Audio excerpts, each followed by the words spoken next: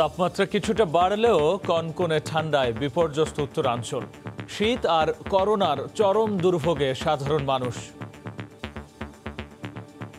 প্রচুর ঠান্ডা, ওই আমার দ্বারা কাঁপতে হয়। আমরা আগুন পরেও ঠান্ডা ক্লিয়ার করতে পারতেছি না, এত ঠান্ডা লাগতেছে। হাসপাতালে বাড়ছে নিউমোনিয়া রোগীর চাপ, উপেক্ষিত স্বাস্থ্যবিধি। একটা বেডে অন্তত 2টা করে বাচ্চা থাকার কোনো পরিবেশ একেবারেই কম। হলো যে মুখটুক সব ফুলে গেছিল, মাথায় ব্যথা করছিল।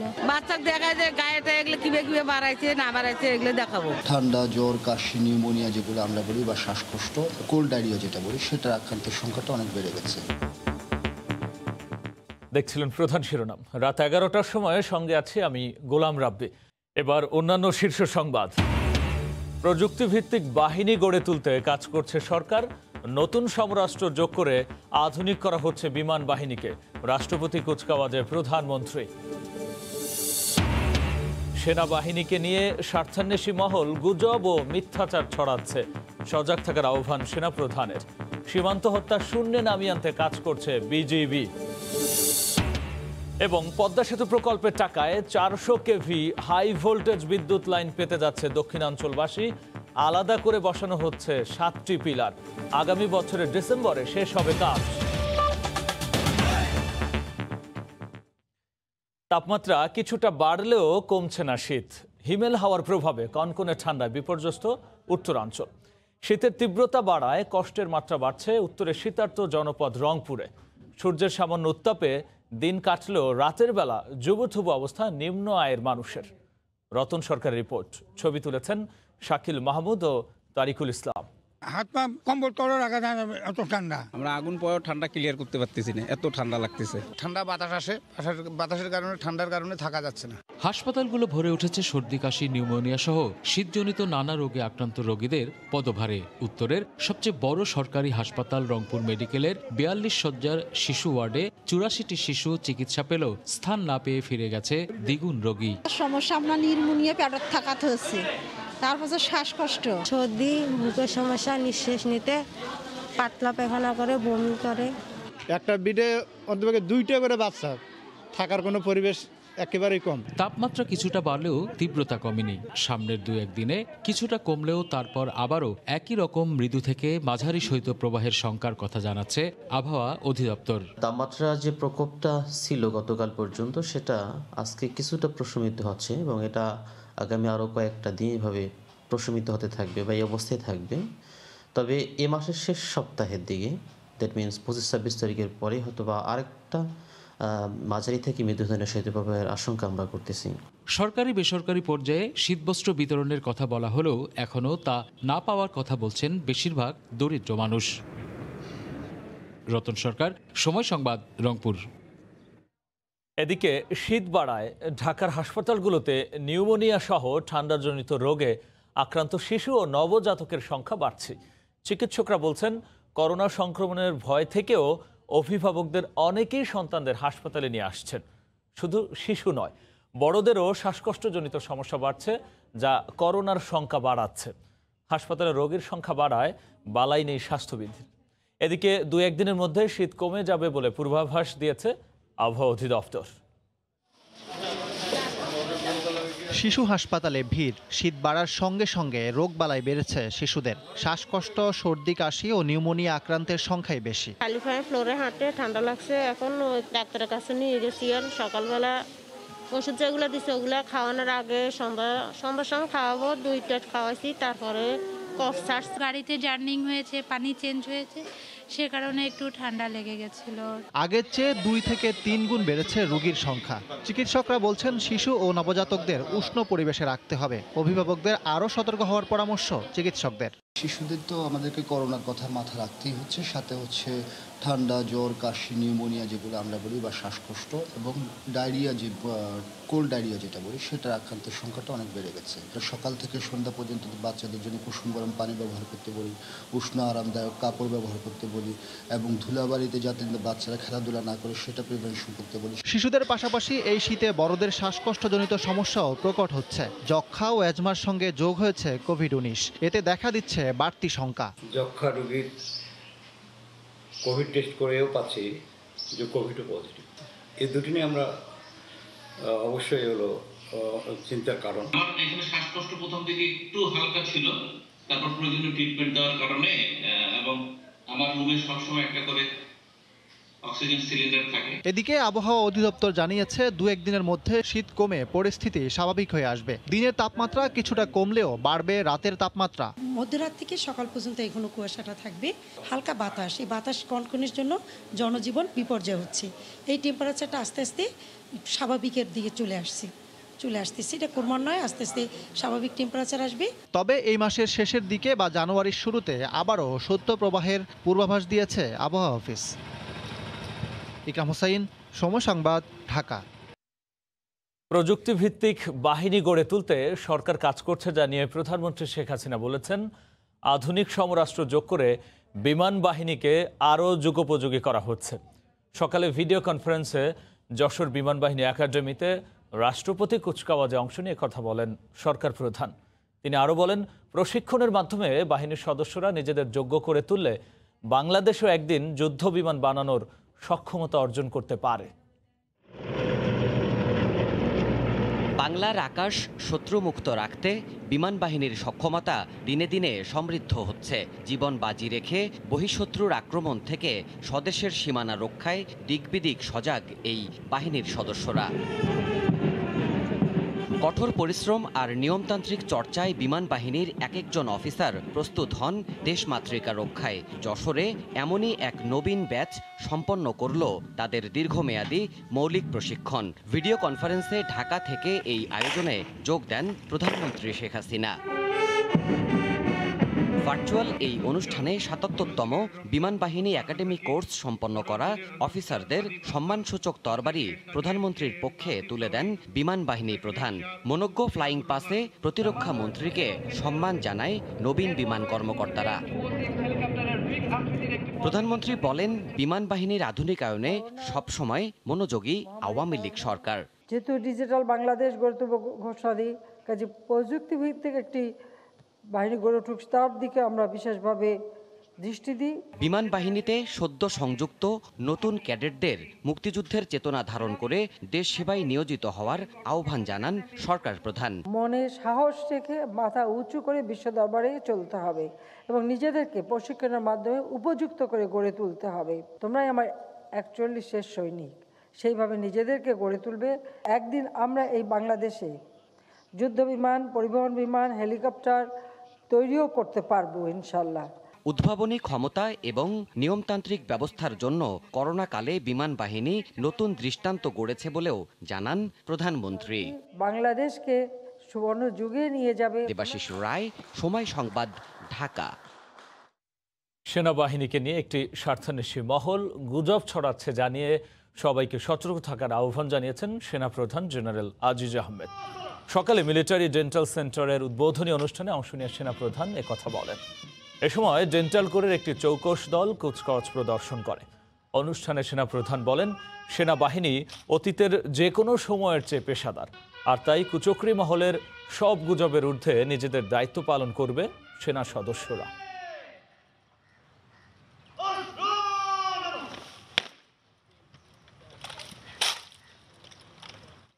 কিছু বিশেষ স্বার্থান্বেষী মহল বিগত কয়েক মাস যাবৎ দেশ ও জাতির গর্ব বাংলাদেশ সেনাবাহিনীকে নিয়ে হাস্যকর প্রপাগান্ডা ও রিউমার ছড়িয়ে বিরাজমান স্থিতিশীল পরিস্থিতিকে অস্থিতিশীল করার অপচেষ্টায় লিপ্ত রয়েছে।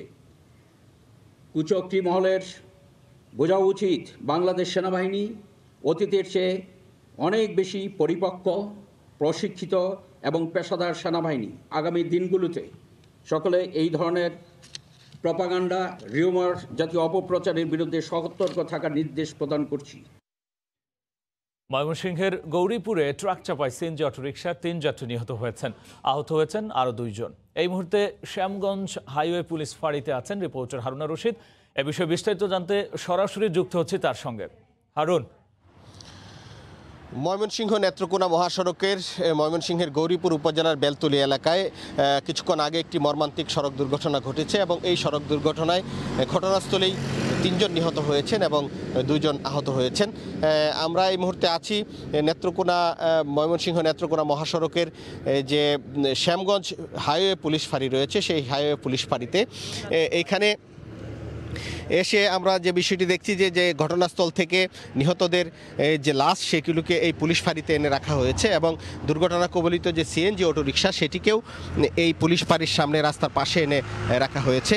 তো এইখানে যদি দুর্ঘটনাটির বিষয়ে একটু বলি, এটি হচ্ছে যে এই যাত্রীবাহী সিএনজিটি ময়মনসিংহ থেকে নেত্রকোনা যাচ্ছিল এবং আসার পথে গৌরীপুর উপজেলার বেলতলি এলাকায় আসলে একটি রাস্তার পাশে দাঁড়িয়ে থাকা একটি ট্রাক, সেই ট্রাকটিকে ওভারটেক করার সময় বিপরীত দিক থেকে আরেকটি বালু বোঝাই ট্রাক সেই সিএনজি অটোরিকশাকে চাপা দেয় এবং সেই চাপা দেওয়ার কারণে সিএনজি অটোরিকশাটি একেবারে দুমড়ে মুচড়ে যায় এবং এই দুমড়ে মুচড়ে যাওয়ার কারণে ঘটনাস্থলেই 3 জন নিহত হয়েছেন। এর মধ্যে একজনের পরিচয় আমরা জানতে পেরেছি, তার বাড়ি দুর্গাপুর উপজেলার নেত্রকোনার দুর্গাপুর উপজেলার ইন্দ্রপুর গ্রামে এবং তার নাম হচ্ছে মনির হোসেন। এই ছেলেটি এইবার এসএসসি পরীক্ষার্থী বলে আমরা জানতে পেরেছি। তার পিতা খবর পেয়ে এখানে এসেছেন তার সন্তানের লাশ গ্রহণ করার জন্যে। আর অন্য যে 2 জন ব্যক্তি মারা গিয়েছেন তারা পুরুষ, কিন্তু তাদের পরিচয় আসলে আমরা এখন পর্যন্ত জানতে পারিনি। আর এখানে হাইওয়ে পুলিশের যিনি ইনচার্জ পুলিশ পরিদর্শক তার সাথে আমরা কথা বলেছিলাম, এই হাইওয়ে ফাঁড়ির যিনি ইনচার্জ রয়েছেন তিনি জানিয়েছেন যে হাইওয়ে পুলিশ স্থানীয়দের সহায়তায় হতাহতদের উদ্ধার করে এবং যারা নিহত হয়েছেন তাদের লাশ এই পুলিশ ফাঁড়িতে এনে রাখা হয়েছে এবং যে 2 জন আহত হয়েছেন সেই 2 জনকে হাইওয়ে পুলিশের গাড়ি দিয়ে তাদেরকে ময়মনসিংহ মেডিকেল কলেজ হাসপাতালে নিয়ে যাওয়া হয়েছে। আমরা ময়মনসিংহ মেডিকেল কলেজ হাসপাতাল যোগাযোগ করেছি, সেখান থেকে আমরা যেটি জানতে পেরেছি যে 2 জন আহত হয়েছেন তাদের অবস্থা এখন পর্যন্ত স্বাভাবিক আছে এবং তাদের চিকিৎসা চলছে।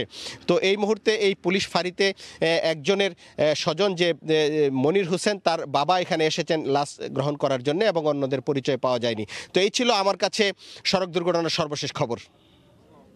ময়মনসিংহের গৌরীপুরে সড়ক দুর্ঘটনার সর্বশেষ নিয়ে জানাচ্ছিলেন সহকর্মী হারুনুর রশিদ। শুধু যোগাযোগ নয়, পদ্মা সেতু প্রকল্পের মাধ্যমে উচ্চ ক্ষমতা সম্পন্ন 400 কেভি বিদ্যুৎ সঞ্চালন লাইন পেতে যাচ্ছে দেশের দক্ষিণাঞ্চলের মানুষ। সেতু থেকে 2 কিলোমিটার ভাটিতে জন্য আলাদা করে 7টি পিলার বসানো হচ্ছে। মূল সেতুর জন্য বরাদ্দকৃত 12,000 কোটি টাকা থেকেই নদীর গভীরে তৈরি হচ্ছে পিলারগুলো। আগামী বছর ডিসেম্বর নাগাদ এই কাজ শেষ হবে। সাইফুল ইসলামের ছবিতে এহসান জুয়েলের রিপোর্ট। কনক্রিটের অবকাঠামো যমুনা সেতুর মধ্য দিয়ে 132 কেভির বিদ্যুৎ সঞ্চালন লাইন টানার পর দেশের উত্তরাঞ্চলের বিদ্যুৎ ব্যবস্থাপনায় খুলে যায় নতুন সম্ভাবনার দুয়ার। এবার পদ্মা সেতুর মাধ্যমে হাই ভোল্টেজের 400 কেভি বিদ্যুৎ সংযোগ পেতে যাচ্ছে দক্ষিণাঞ্চলের জেলাগুলো। তবে পদ্মা সেতুর স্টিলের তৈরি কাঠামোতে 400 কেভি হাই ভোল্টেজ লাইন টানা সম্ভব নয় বলে মূল সেতু থেকে 2 কিলোমিটার ভাটিতে আলাদা করে বসানো হচ্ছে 7টি বিদ্যুতের খুঁটি। এর আগে যমুনা সেতুর মধ্য দিয়ে ইস্ট ওয়েস্ট কানেকশনের সময় পিজিসিবিকে আন্তর্জাতিক ঠিকাদার নিয়োগ দিতে হলেও তার চেয়ে বড় ও জটিল পদ্মা সেতু প্রকল্পে আলাদা করে কোনো ঠিকাদার কিংবা খরচ করতে হচ্ছে না। সেতুর পাইলিংয়ের জন্য শক্তিশালী যে হ্যামার বাংলাদেশে আনা হয়েছে সেটা দিয়েই বিদ্যুৎ বিভাগের জন্য তৈরি করা হচ্ছে এসব পিলার। গত বছরের জুনে মাটি পরীক্ষার পর এর মধ্যে সব পিলারের পাইলিং শেষ। 36টি খুঁটির মধ্যে 32টির কনক্রিটিংয়ের কাজও সম্পন্ন। বাস্তব অগ্রগতি আমি দেখে এসেছি, সেটা এপ্রিলে হবে না, সেটা আর একটু সময় লাগবে। আমাদের লক্ষ্যমাত্রা আছে ডিসেম্বর 2021-এর মধ্যে ওইটার কাজটিও সমাপ্ত করা। 7টি পিলারে 3টিতে 4টি করে আর 4টিতে 6টি করে মোট 36টি খুঁটি প্রবেশ করাতে হচ্ছে নদীর তলদেশে। এক একটি পিলারের মধ্যে দূরত্ব 830 মিটার করে। আলাদা কোনো প্রকল্প গঠন কিংবা বাড়তি কোটি কোটি টাকার বাজেট ছাড়াই দেশের বিদ্যুৎ বিভাগ পেল কঠিন কাজের সহজ এক সমাধান। ফলে পদ্মা সেতু শুধু যোগাযোগ ব্যবস্থায় নয়, একই সঙ্গে দেশের দক্ষিণ পশ্চিমাঞ্চলের বিদ্যুৎ সংযোগেও আনবে বৈপ্লবিক এক পরিবর্তন। এহসান জুয়েল, সময় সংবাদ, জাজিরা, শরীয়তপুর। কেরানীগঞ্জের ঝাউচরে বুড়িগঙ্গার তীরে গড়ে তোলা হাজি সেলিমের ছেলের প্রতিষ্ঠান মদিনা মেরিটাইম লিমিটেডের অবৈধ স্থাপনা উচ্ছেদ করেছে বিএডব্লিউটিএ। সংস্থাটির দায়িত্বশীল কর্মকর্তা বলছেন, পর্যায়ক্রমে নদী তীরের সব অবৈধ স্থাপনা সরিয়ে ওয়াকওয়ে নির্মাণ করা হবে। এভাবেই গড়িয়ে দেওয়া হয় বুড়িগঙ্গার তীরে গড়ে তোলা অবৈধ স্থাপনা। রোববার দুপুরে কেরানীগঞ্জের ঝাউচরে পরিচালিত বিআইডব্লিউটি এর উচ্ছেদ অভিযানে গুড়িয়ে দেওয়া হয় হাজী সেলিমের ছেলে সোলাইমান সেলিমের প্রতিষ্ঠান মদিনা মেরিটাইম লিমিটেডের স্থাপনা। তুলে ফেলা হয় মালিকানা দাবি করা সাইনবোর্ড। নদীর তীরে বটগাছের নিচে বানানো ঘাটের তোলাদায়ের ঘরও গাছসহ উচ্ছেদ করা হয়। এ সময় স্থানীয় কয়েকজন দাবি করেন জমির দলিল থাকার পরও অবৈধ ঘোষণা করে ভেঙে দেওয়া হচ্ছে স্থাপনা। আমাদের ওই জায়গার ভিতরে মন মতো পিলার গাড়ি ঠিক আছে, জায়গা আমার সব কাগজপত্র সব আছে, সব আমরা দেখাইতে পারবো। আমাদের কাছে সব কাগজ আছে, সিএস রেকর্ড আছে, এস এ রেকর্ড আছে, আরএস রেকর্ড আছে, খাজনা খারিজ দেওয়া আছে, তারপরে তো ওনারা ভাঙতেছে। তবে অভিযানে অংশ নেওয়া বিআইডব্লিউটি এর দায়িত্বশীল কর্মকর্তা বলেন শুধুমাত্র অবৈধ হিসেবে চিহ্নিত স্থাপনায় উচ্ছেদ করা হচ্ছে। যৌথ জরিপের মাধ্যমে জেলাবাসীতে যে সীমানা পিলার দেওয়া হয়েছে সেই সীমানা পিলারের ভিতরে কার জায়গায় সেটা মুখ্য বিষয় না। আমরা সেই সীমানা পিলারের ভিতরে জারি অবৈধ স্থাপনা পাবো, অবৈধ ভরাট পাবো, আমরা ক্রমান্বয়ে সবই আমরা উচ্ছেদ করবো। সীমানা পিলার বরাবরে একটি 7 ফিটের ওয়াকওয়ে যাবে এবং ব্যাংক প্রোটেকশন ওয়াল হবে, তারপরে গাছ লাগবে, তখন এইসব দখলদাররা আর নদীর দিকে আসতে পারবে না। পরে নদী তীরে হাজী সেলিমের গড়ে তোলা পাথর ব্যবসার স্থাপনাও উচ্ছেদ করা হয়। সময় সংবাদ, ঢাকা। ভারতের সেরাম ইনস্টিটিউটের বাইরে যুক্তরাষ্ট্রের প্রতিষ্ঠান নোভাভ্যাক্স থেকেও করোনার ভ্যাকসিন আনা হবে। সময় সংবাদকে জানিয়েছেন বেক্সিমকো ফার্মাসিউটিক্যালসের ব্যবস্থাপনা পরিচালক নাজমুল হাসান পাপন। আরও ভ্যাকসিন আনতে অন্যান্য প্রতিষ্ঠানের সঙ্গে আলোচনা চলছে বলেও জানান তিনি। তবে কেমন দামে আনা হচ্ছে তা নিয়ে জনমনে রয়েছে নানা প্রশ্ন। সাজিদ মুস্তাহিদের রিপোর্টে বিস্তারিত। করোনা ভ্যাকসিনের প্রয়োগ শুরু হয়েছে বেশ কয়েকটি দেশে, বাংলাদেশ এখনও আছে অপেক্ষায়। তবে বাজারে ভ্যাকসিন আসলে তা যেন বাংলাদেশও পায় সে বিষয়টি নিশ্চিত করেছে সরকার। ভারতের সেরাম ইনস্টিটিউটের সঙ্গে আগেই চুক্তি করেছে বেক্সিমকো ফার্মাসিউটিক্যালস। চুক্তির আওতায় সরকারের জন্য 3 কোটি ভ্যাকসিন আনবে প্রতিষ্ঠানটি। সিরাম ইনস্টিটিউট থেকে আনা ভ্যাকসিন সরকার দিবে বিনামূল্যে। কত দামে এই ভ্যাকসিনগুলো কেনা হচ্ছে সে প্রশ্ন আছে অনেকেরই। আমরা চাই যে এটা কার্যকর ভ্যাকসিন, যদি আমাদের কাজ হবে সেই ভ্যাকসিন স্বল্প মূল্যে হলে ভালো হয়। দাম সীমিত রাখা দরকার এবং সবাই পাক, ভ্যাকসিনটা সবাই উপকার হোক, ভ্যাকসিন যেন সর্বস্তরের মানুষের কাছে পৌঁছে যায়। বেক্সিমকো আনবে আলাদাভাবে 10 লাখ ডোজ।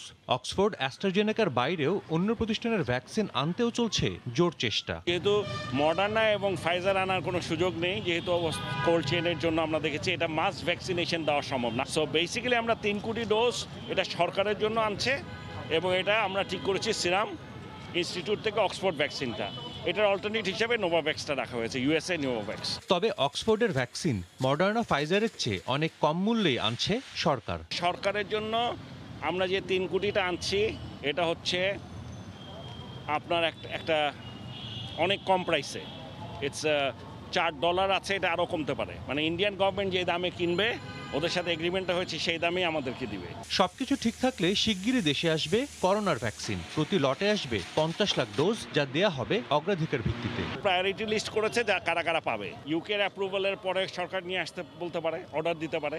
আমাদের ধারণা যে বাই জানুয়ারি ফেব্রুয়ারির মধ্যে আমাদের এখানে ভ্যাকসিন চলে আসা উচিত। সাজিদ মুস্তাহিদ, সময় সংবাদ, ঢাকা।